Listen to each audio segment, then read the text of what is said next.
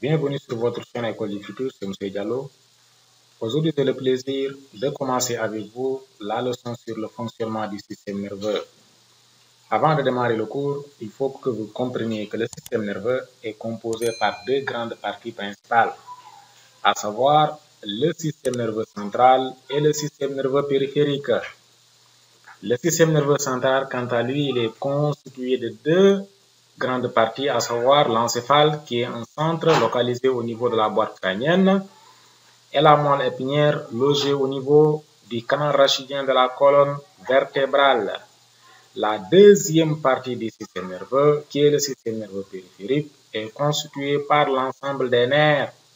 Et ces nerfs sont de deux grandes catégories, à savoir les nerfs crâniens qui sont au nombre de 12 paires et les nerfs rachidiens rattachés à la moelle épinière qui sont au nombre de 31 paires. Donc, chers élèves, il faut comprendre que le système nerveux là, c'est l'ensemble de ces organes qu'on vient en réalité, de vous montrer. Et que ce système nerveux là, il joue un rôle important dans la communication entre l'organisme et son milieu extérieur.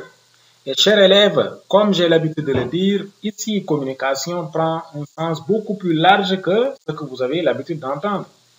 Ici, communication va au-delà de parler, ça va en réalité au-delà de tout ça. Quand vous voyez quelque chose, ça veut dire que vous avez communiqué. Quand vous entendez, vous avez communiqué. Quand vous sentez, vous avez communiqué. Quand vous ressentez, vous avez communiqué, etc., etc. Donc ici, tous ces éléments-là entrent dans la communication entre un organisme et son milieu extérieur. Cette communication-là est coordonnée par les centres du système nerveux.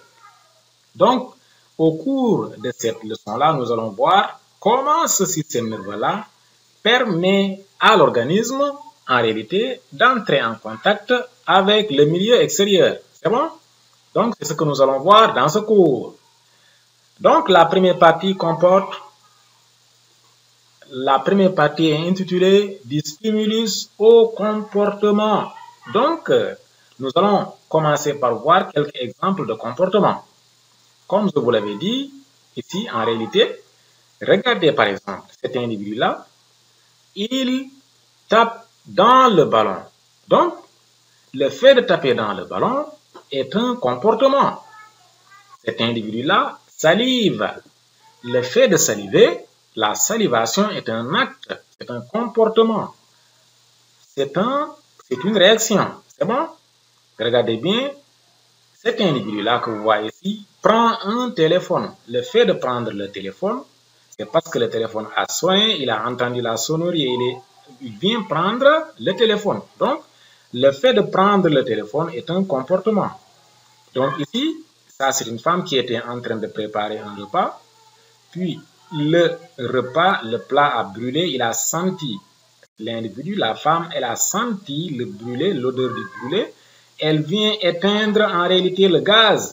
Le fait d'éteindre le gaz des cuisinières, donc, le fait d'éteindre ce gaz-là, en réalité, c'est un comportement. Donc, c'est pas fini. Il y a d'autres exemples de comportement, comme vous pouvez le voir ici. Là, c'est une dame qui est en train de se laver dans une baignoire. Donc, elle est en train de se laver. Elle met l'eau au niveau de son corps et ressent en réalité une forte chaleur. Elle va rajouter de l'eau. Donc, le fait de rajouter de l'eau aussi est un comportement. Ici, chers élèves, vous voyez des athlètes au niveau de la ligne de départ. Ces athlètes-là prennent au même moment le départ. Ces individus-là, ils prennent le départ et ils courent. Donc, le fait de courir aussi est un comportement. C'est bon? Ils ont entendu le coup de sifflet pour, en réalité, annoncer le départ. Et après avoir entendu ce son-là, ils se mettent à courir. Regardez cet individu-là. Cet individu-là également, il fait ce qu'on appelle le retrait d'un pied. Donc, il a marché sur un clou. Il a ressenti la douleur et il a retiré le pied. Donc, le fait de retirer le pied est un comportement. Donc, tous ces comportements-là que nous avons décrits représentent en réalité des Réponse suite à des événements. Il y a quelque chose qui a déclenché la réponse de ces événements. Donc, si on commence par le premier comportement, c'est-à-dire le fait de taper dans le ballon, cet individu-là, pour qu'il tape dans ce ballon-là, il faut qu'il le voie. S'il ne voit pas le ballon, il ne pourra pas taper dessus. C'est bon? Donc, cet individu-là a vu le ballon et l'élément déclencheur qui fait qu'il voit le ballon, ici, c'est la lumière. Voilà pourquoi d'ailleurs pendant la nuit dans les stades, on allume les lumières pour que les joueurs puissent voir les ballons. Donc, le fait de voir le ballon lui a permis de taper dedans. Donc, ici, la lumière est un élément déclencheur de la réaction de cet individu qui est tapé le ballon. Ok, cet individu qui s'arrive là, peut-être il passait à côté en réalité de la cuisine et il a senti l'odeur, une bonne odeur du plat qui est en train d'être préparé là-bas et il a salivé. C'est bon? Donc, ici également, le fait de saliver est conditionné ou bien a été provoqué par un élément déclencheur. Alors, regardez bien, quand un individu est assis, tout à coup le téléphone sonne, il vient prendre le téléphone. Donc, prendre le téléphone est un mouvement. Il y a quelque chose qui a déclenché ce mouvement-là. C'est le son, c'est la sonnerie. Voilà pourquoi quand votre téléphone sonne, vous entendez la sonnerie et vous allez décrocher le combiné. C'est bon? Voilà. Là également, c'est le son qui a provoqué, qui a provoqué la réaction. Ici également, la dame était à côté de la cuisine. Elle a senti l'odeur et elle est venue éteindre le gaz. Donc, le fait d'éteindre le gaz est un comportement, mais c'est l'odeur du brûlé qui a en réalité poussé la dame à venir éteindre le gaz. Donc là également, l'élément déclencheur, c'est l'odeur. C'est bon? C'est l'odeur. Voilà. Donc, c'est pas fini. On va déterminer encore. Ici, cette dame-là, nous avions dit que le comportement qu'elle a réalisé, c'est de rajouter de l'eau dans la baignoire parce qu'elle avait senti que c'était chaud. Donc, la chaleur est l'élément qui a causé le fait que la dame-là rajoute de l'eau. C'est bon? Voilà. Donc, pour ce comportement-là aussi, les athlètes-là ont pris le départ au même moment parce qu'ils ont entendu le son. Donc, ici également, c'est le son qui est l'élément déclencheur de la réaction des individus.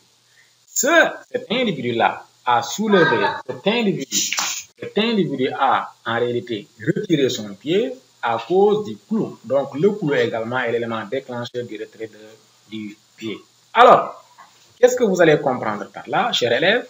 Vous allez comprendre par là que tous les mouvements sont en réalité causés par un élément déclencheur. Donc, les réactions, en réalité, sont le résultat, en réalité, du comportement de l'organisme suite à un élément déclencheur. Et cet élément déclencheur-là est connu sous le nom de stimulus. Donc, ici, nous allons récapituler. Nous allons récapituler et nous allons voir qu'il y a un ensemble ou bien il y a différents types de stimulus. Nous allons les récapituler. Ici, regardez, chers élèves, le mouvement s'est tapé dans le ballon. Le stimulus, c'est la lumière, parce que c'est la lumière qui a permis à l'individu de voir et de taper. Taper dans le ballon est un comportement. Ici, chers élèves, cet homme a salivé grâce à l'odeur qu'il a sentie. Donc, l'odeur, en réalité, du plat qu'il a senti, cette odeur-là, c'est le stimulus. Et le fait de saliver est le comportement. Alors, cet individu-là qui vient de prendre le téléphone, c'est la sonnerie, le son donc qui représente ici le stimulus. Le stimulus a entraîné le fait que cet individu-là entende la sonnerie et qu'il vienne récupérer, prendre le téléphone et décrocher. Ici également, le stimulus, c'est l'odeur du brûlé.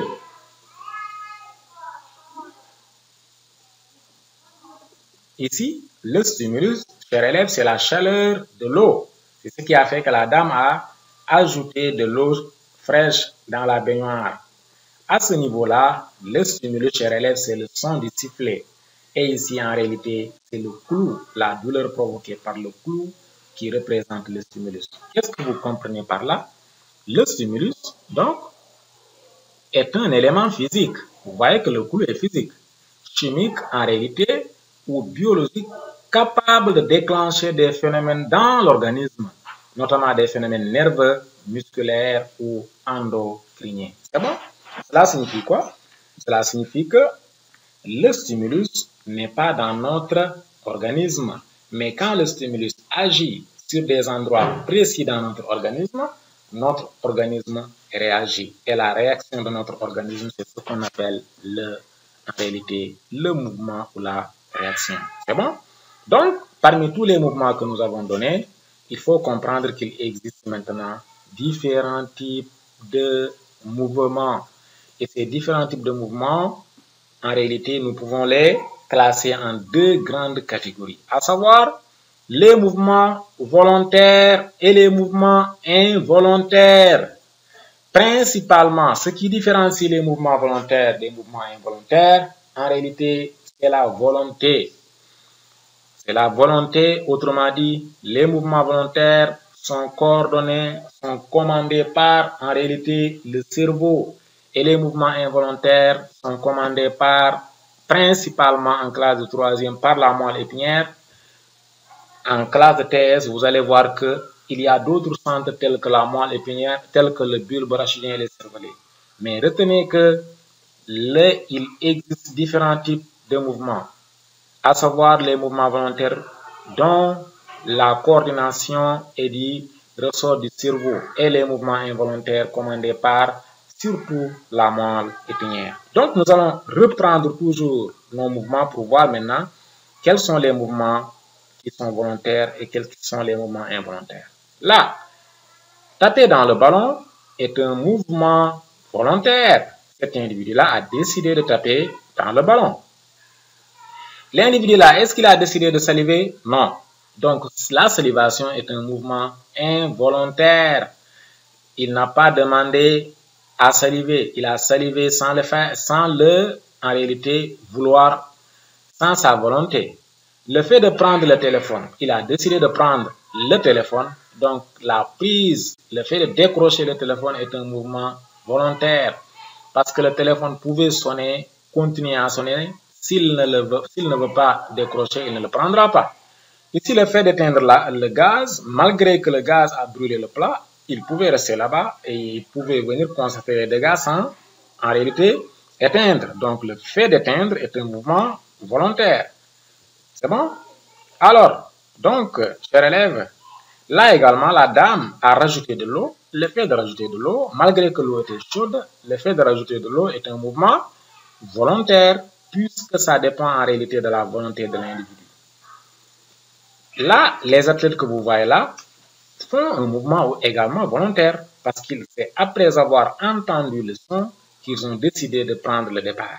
Mais, chers élèves, ici, l'homme qui retire son pied suite en réalité à l'action du clou ici n'est pas une action volontaire. Il n'a pas décidé de le faire. Si vous marchez dans la rue, puis soudainement vous butez sur un clou, vous n'allez pas rester là-bas en disant que je retire mon pied ou pas. Vous allez le retirer aussitôt. C'est le même cas lorsque vous touchez quelque chose qui est chaud. Un verre qui est chaud, de l'eau chaude, etc., etc. Vous allez retirer aussitôt. Si votre main touche en réalité le feu, vous allez retirer aussitôt la main. Donc, le fait de retirer la main en ce moment-là, c'est un acte involontaire. C'est bon? Le stimulus, c'est la chaleur. La réaction, c'est en réalité le retrait du membre. Donc, voici comment nous pouvons, parmi les mouvements que nous avons donnés ici, voici comment nous pouvons les classer. Mais fondamentalement, la différence qui existe entre un acte volontaire et un acte involontaire réside dans le fait que les actes volontaires sont commandés par le cerveau et les actes involontaires sont commandés par la moelle épinière, le bulbe rachidien ou le cervelet. C'est bon? Maintenant, après avoir présenté en réalité les notions de mouvement et les notions de, en réalité, stimulus, nous allons voir qu'est-ce qui se passe biologiquement en réalité, physiologiquement, comment notre organisme en réalité fait ces réactions-là. Comment la réaction en réalité a lieu dans l'organisme? Quels sont les différents événements qui ont lieu dans l'organisme pour qu'une réaction puisse avoir lieu ou bien pour qu'un stimulus puisse déclencher un mouvement? Je vous ai dit que le stimulus est toujours dans le milieu extérieur, le mouvement c'est notre organisme qui le fait et en ce moment-là on dit que notre organisme est en train de communiquer avec son milieu extérieur et que cette communication-là est réalisée grâce en réalité au système nerveux. C'est bon? Voilà, donc nous allons nous intéresser en réalité à l'endroit où d'abord le lieu d'élaboration des messages nerveux. Ça veut dire que quand le stimulus agit sur l'organisme, où est-ce que le message nerveux qui doit circuler dans notre organisme pour déclencher en réalité le mouvement, où est-ce que ce message nerveux-là, qui est déjà un courant biologique, où est-ce que ce courant-là naît? C'est bon? Alors, nous allons d'abord voir pour cela les différents types en réalité d'organes des sens. Comme vous l'avez vu à l'école primaire, nous avons 5 organes des sens. Tous ces 5 organes des sens sont reliés en réalité à notre système nerveux. Les 5 organes des sens sont la langue, l'œil, en réalité le nez, la peau et l'oreille. Donc voici nos 5 organes des sens. Comme vous pouvez le voir ici, ces organes des sens. Pourquoi on les appelle les organes des sens? Parce que c'est les organes sensoriels qui sont en rapport en réalité avec notre système nerveux. Donc retenez que c'est sur ces organes des sens que sont localisés des éléments appelés récepteurs. Et c'est à ce niveau-là qu'agit en réalité le stimulus. Et il faut savoir que le stimulus, quand il agit sur le récepteur sensoriel convertit en réalité l'action de ce stimulus-là en un message nerveux. Maintenant, le message nerveux, une fois qu'il est né, il doit passer à travers un ensemble de circuits pour provoquer en réalité la réaction de, en réalité, l'organisme. Donc, il y a différents types de récepteurs, mais là également, ce n'est pas pour le programme de la classe de 3e, c'est pour le programme de la classe de terminale S. Mais ici, retenez qu'en réalité, c'est au niveau des organes des sens qu'il y a des structures appelées récepteurs. Chaque récepteur en réalité ne peut être stimulé que par un type de stimulus. C'est bon? Donc, chaque récepteur est sensible qu'à un seul type de récepteur. Maintenant, c'est ce que nous allons voir. Ici, retenez qu'en réalité, c'est au niveau des récepteurs que le message nerveux est né. Donc, cela signifie que le stimulus qui est dans notre environnement agit sur le récepteur sensoriel. Sur ce récepteur sensoriel, il va y avoir la naissance d'un courant biologique. C'est ce courant biologique-là qui doit transiter, qui doit circuler à travers notre organisme pour que celui-ci puisse réagir. C'est bon? Donc, voici une communication. Donc, nous allons voir maintenant les différents types de stimulus associés avec les différents types de récepteurs, associés avec les différents types de comportements, etc., etc. Donc, nous pouvions aller par rapport au mouvement que nous avons présenté dans le grand 1 pour vous expliquer ça. Mais pour être simple, on va utiliser juste ce tableau-là. Si on prend, par exemple, l'organe de sens, l'œil. Le récepteur de l'organe de sens de l'œil, c'est la rétine. La rétine, en réalité, le stimulus qui est capable de déclencher la naissance d'un message nerveux au niveau de la rétine, c'est la lumière. C'est bon? Et le comportement, en réalité, ici, c'est le coup de pied de l'individu que vous avez vu. Autrement dit, qu'est-ce que cela signifie? Donc, pour que l'individu tape dans le ballon, il a fallu que la lumière puisse agir sur en réalité, la rétine. Une fois que la rétine est stimulée, il va y avoir la naissance d'un message nerveux qui va, en réalité, provoquer une réaction. Maintenant, pour que la réaction là puisse avoir lieu, c'est dans la suite également que je vous le montrerai. Mais là, retenez qu'il y a, en réalité, naissance du message nerveux au niveau des récepteurs sensoriels suite à l'action des stimulus et que chaque stimulus ne peut stimuler qu'un type de récepteur. C'est bon?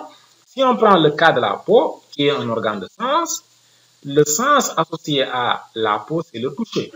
est le stimulus capable de déclencher la naissance d'un message nerveux sur cette peau-là, c'est la chaleur. Ça peut être également la pression, la fraîcheur, etc. Mais ici, on a pris le cas de la chaleur. C'est bon? Parce que on a pris le cas de la dame qui était en train de se laver. Dans la baignoire, elle a touché l'eau qui est chaude. Maintenant, en réalité, elle va rajouter de l'eau. Elle va aussitôt retirer la main de la piscine, de l'eau qui se trouve dans la baignoire. C'est bon? Donc, le récepteur associé à l'oreille, c'est l'oreille interne. Le sens associé à l'oreille, c'est l'ouïe.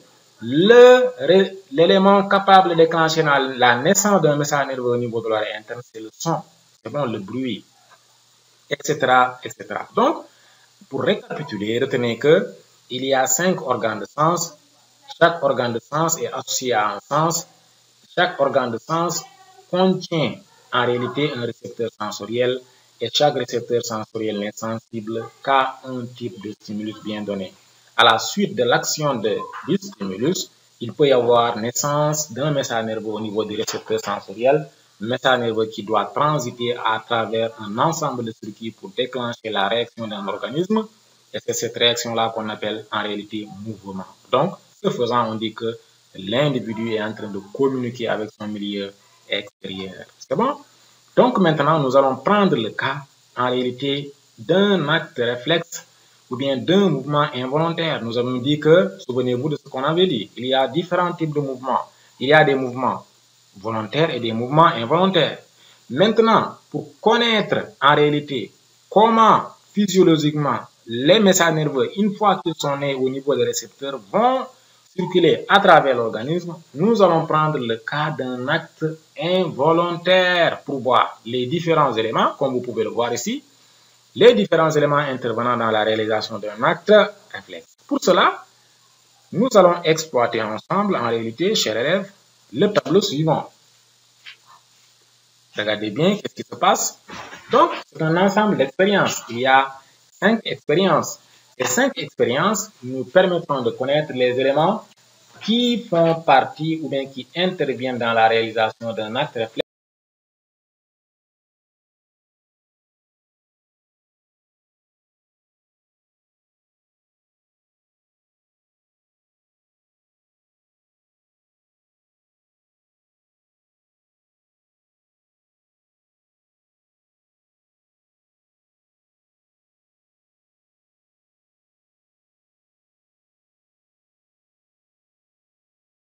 Donc, chers élèves, nous allons exploiter ce tableau-là pour donner l'ensemble des éléments qui interviennent dans la réaction dans un acte réflexe. Premièrement, première expérience, sur une grenouille décérébrée. Qu'est-ce qu'on fait? On fait un pincement de la patte gauche, résultat, flexion de la patte gauche à chaque fois qu'elle est pincée. Cela signifie quoi? Cela signifie que, puisque la grenouille est décérébrée, le mouvement qui est la réaction, qui est la flexion de la patte gauche, n'est pas un mouvement volontaire. Parce que souvenez-vous de ce que je vous avais expliqué tout à l'heure, c'est que les mouvements volontaires sont commandés par le cerveau. Et vu que cette grenouille-là n'a pas de cerveau, le mouvement que cette grenouille-là réalise n'est pas un acte volontaire. Ici, pour être simple, nous allons dire que l'acte, c'est un acte en réalité réflexe qui a été réalisé par cette grenouille-là. Expérience 2, on anesthésie la peau de la patte gauche avec le l'éther. Stimulus, pincement de la patte gauche. Résultat, réaction, aucune réponse. Pour donner une conclusion, il faudra qu'on lise en réalité la troisième expérience qui consiste à dire quoi? On élimine l'effet de l'éther sur la patte gauche, pincement de la patte gauche et rétablissement de l'action. Parce qu'en réalité, à ce niveau-là, vous avez flexion de la patte gauche. Cela signifie quoi? Cela signifie que le récepteur sensoriel engagé dans cet acte réflexe-là, c'est la peau. Donc, on va dire que pour qu'il y ait également un acte réflexe, il faut un récepteur sensoriel. Et dans le cas précis, c'est la peau. C'est bon? C'est les terminaisons nerveuses de la peau. Quatrième expérience, regardez ce qui se passe. On coupe le nerf sciatique de la patte gauche, pincement de la patte gauche, aucune réaction. Pincement de la patte droite, flexion de la patte droite. Résultat ou bien conclusion, le nerf sciatique est indispensable pour la réalisation d'un acte réflexe. Et retenez que le nerf sciatique est un nerf mixte. Il est à la fois sensitive que en réalité moteur.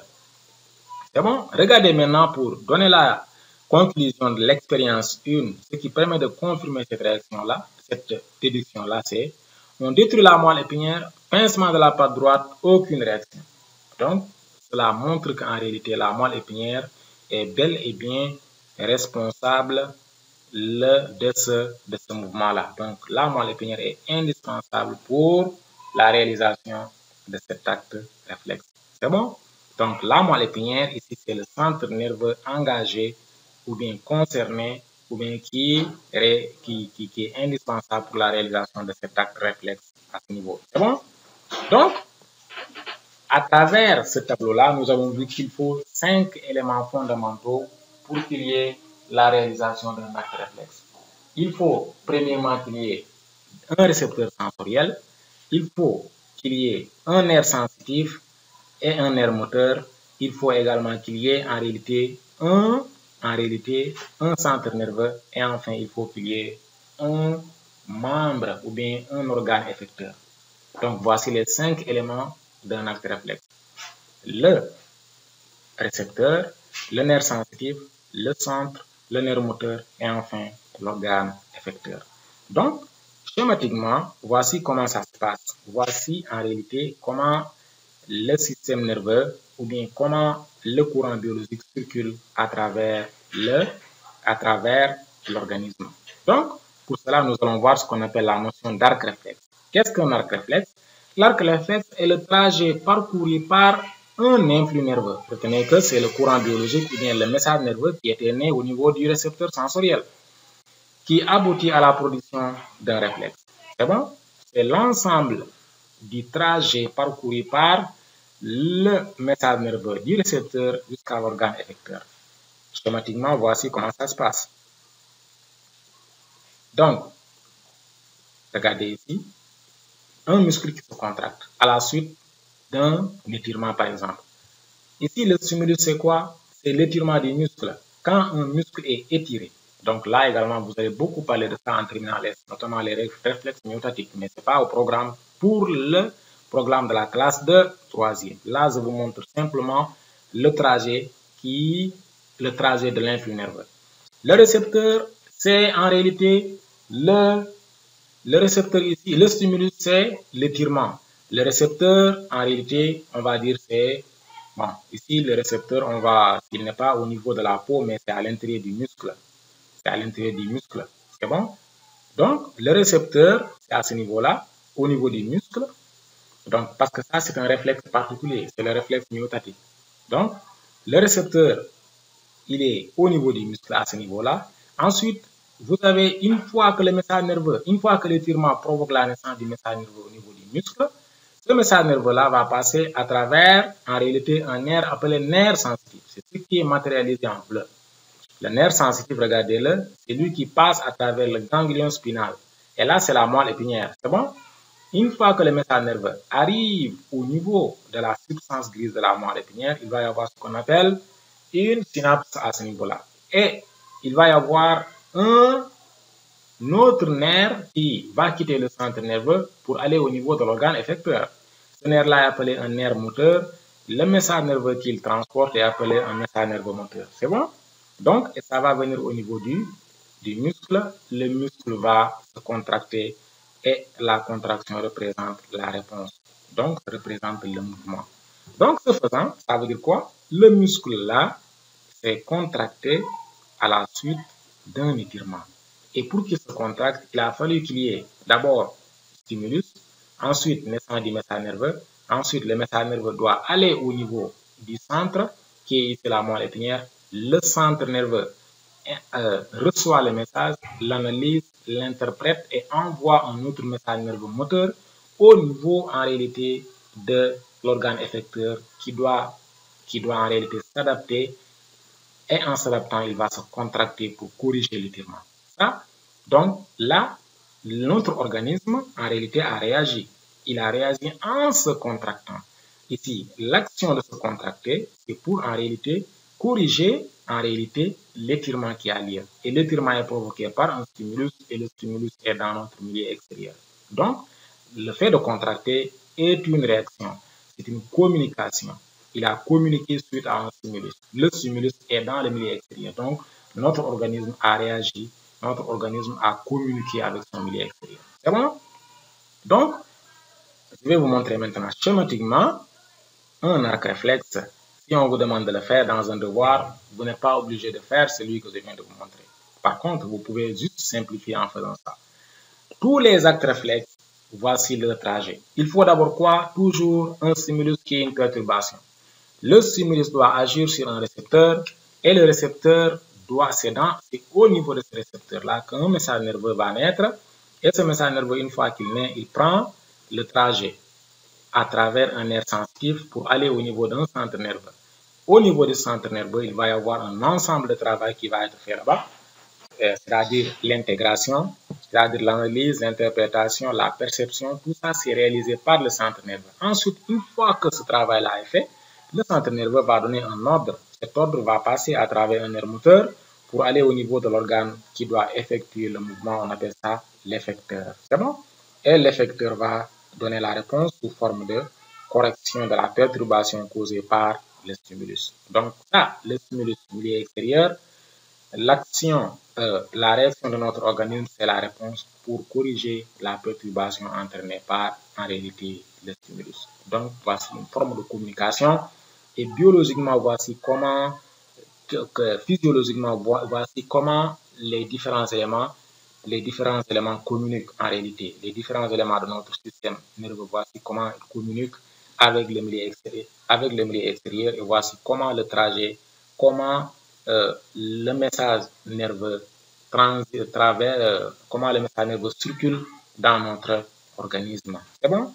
Maintenant, chers élèves, à la suite de cette deuxième partie-là, nous allons voir maintenant la dernière partie qui concerne l'hygiène du système nerveux. Et nous allons commencer par ce qu'il faut éviter au système nerveux. Et naturellement, on va dire qu'il faut éviter systématiquement le tabac, les drogues et toutes les formes de substances nocives parce qu'elles nuisent à notre système nerveux.